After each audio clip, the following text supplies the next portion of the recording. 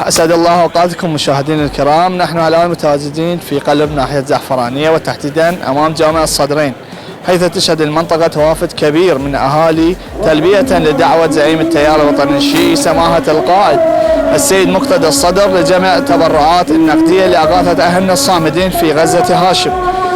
الأجواء هنا مفعمة بالإنسانية والنخوة العراقية، رجالا ونساء وشباب يمدون يد العون بأموالهم في مشهد يؤكد أن العراق كله بدأ يدا واحدا مع فلسطين.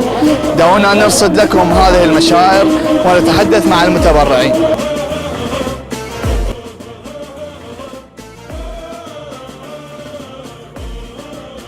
أعوذ بالله من الشيطان اللعين الرجيم. بسم الله الرحمن الرحيم. انطلاقا من لم يهتم بأمور المسلمين ليس بمسلم. بأمر السيد القائد المجاهد مقتدى الصدر يقوم الأخوة التيار الشيعي الوطني البنيان المرصوص جميع ممن يكون تحت هذا العنوان فرض المساعدات، وإذانا بذلك نسأل الله سبحانه وتعالى أن يوفقنا لكل خير.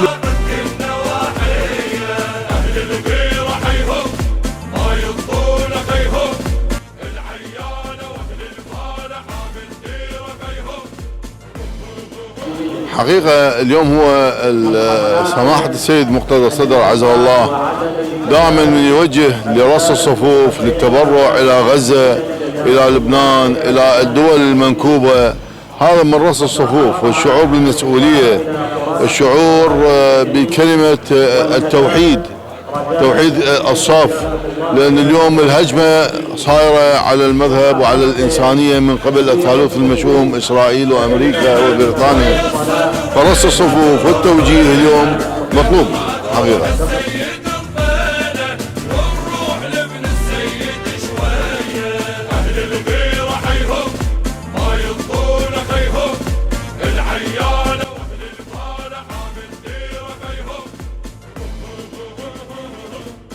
جرت الحملة بإشراف مباشر من مكتب الشهيد السعيد السيد محمد الصادق قدس سره، وبالتحديد من قبل كوادر البنيان المرصوص في دائرة الزعفرانية وجسر ديالى الذين نظموا عملية التبرع بدقة عالية.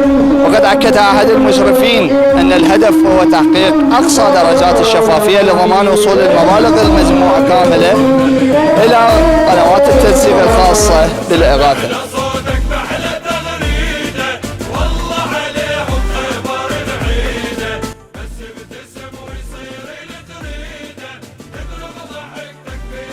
طبعا أهلنا في غزة لا يستحقون فقط الدعم المادي، نعم الدعم المعنوي والدعم المادي، لأنهم أهم بأمس الحاجة إلى هذه التبرعات. ليش؟ لأن الكيان الصهيوني الغاشم حاول بكل قدراته إنهاء الإسلام في تلك المنطقة، فإحنا من واجبنا أن ندعمهم معنويا وماديا بغرض ديمومة هذه المقاومة الموجودة المسجلة باسم الإسلام.